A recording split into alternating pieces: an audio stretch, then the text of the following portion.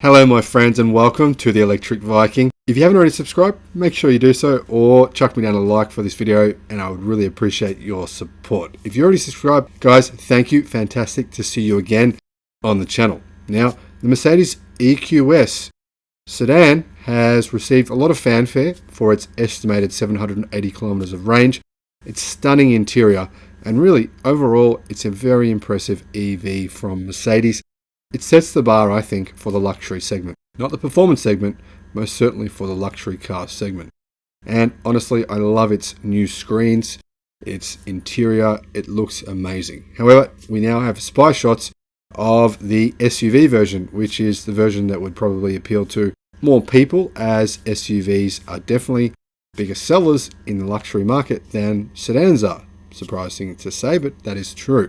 Now, this is the first time we've had a clear look at the EQS SUV with its production body and lights. Mercedes-Benz is kind of playing it safe here by not having an EQS sedan in its lineup.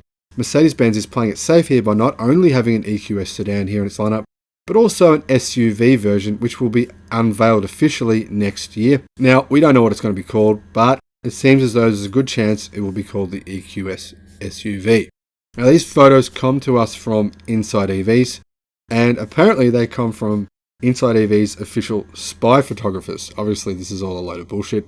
Really, this is all just a setup between Mercedes marketing PR department, who will send spy photos off to everyone and or a few select people to pretend that they were taken by spy photographers. But don't get me wrong, I'm not bashing Mercedes.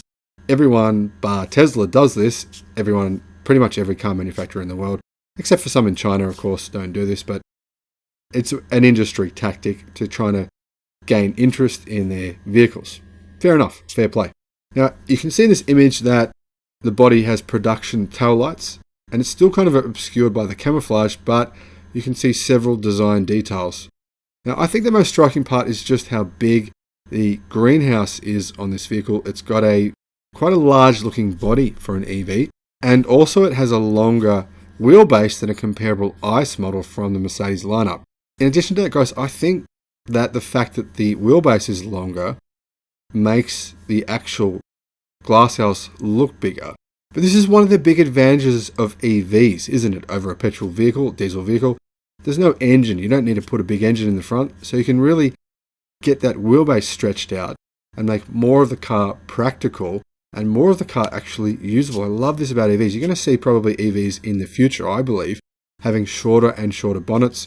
A little bit like the Cybertruck, where Tesla have taken a traditional truck and shortened that bonnet to get more interior usable space. This is just the most logical thing to do.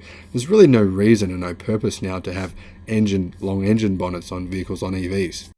Now guys, when it comes to the front lights, to me they look like they're production ready, and their shape looks like they are similar to other tall EQ badged models. And it looks as though also that the vehicle has full width light bars that connect the front and the rear light clusters, but the camo on this prototype keeps us from really seeing them properly now. But the rear light bar is actually somewhat visible in the Maybach EQS SUV teaser. Now fortunately, people are saying that the inside will be very similar to that of the EQS sedan and come with the same turbine style air vents and the available hyperscreen setup. Now, under the skin, the EQS SUV will share a lot of different things with the sedan, including battery packs and powertrains. This means it'll have either 90 kilowatt or a 180 kilowatt hour battery pack and charge it up to 200 kilowatt hours. For the vehicles equipped with the larger pack, I think you could expect a range of around about 650 kilometers in the real world. Now, the EQS sedan has a claimed WLTP range of 478 miles or 770 kilometers. So I think you'll expect to see the range at around about 650 kilometers for this SUV. That's with the larger battery pack, the 108 kilowatt hour version. I think with the smaller battery pack, the 90 kilowatt hour version, you'll probably see a range closer to around about 500 kilometers in the real world. Still pretty good. Now, some people are saying the Model X, the Tesla Model X, is dead in Europe against this and the BMW iX. Now, personally, I think the BMW iX will be a gigantic flop. It is basically an ICE vehicle that's been modified to have batteries in it. I think it won't succeed, and I believe the Tesla Model X will easily sell well in that market with that vehicle. Now, of course, a lot of people say this is the new Tesla killer. There's another Tesla killer on the horizon. There's always a Tesla killer coming. People have been saying this for years, and they simply change the goalposts. And every time they say it, they have very short memories. There's no such thing as a Tesla killer.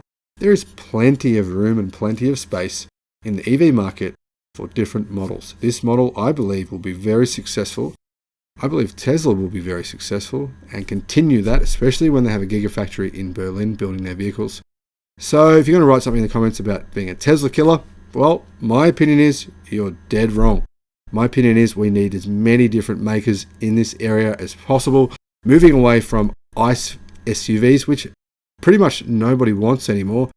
Everybody wants an EV with a decent range. Everybody, well, not everybody, but most people in this market segment, a luxury vehicle segment, want an EV with a good range. And as long as you're a manufacturer who can supply that and supply a quality vehicle, you will succeed in this area. Guys, thanks for watching. I'm stoked with what Mercedes are doing in this area with these cars. They're really setting some impressive benchmarks in terms of luxury, and I think they're going to succeed in this area. Now, whether Mercedes will succeed long term to 2030 depends on whether or not they can pivot their operations quickly enough to EVs. I believe right now they're not pivoting quickly enough, but I believe that over the next few years they're going to realize exactly where the market is going, and that if they don't pivot more quickly, they will fail. So I believe that is a likely scenario that will happen. Thanks for watching the video, and I look forward to seeing you on the next one. Bye-bye.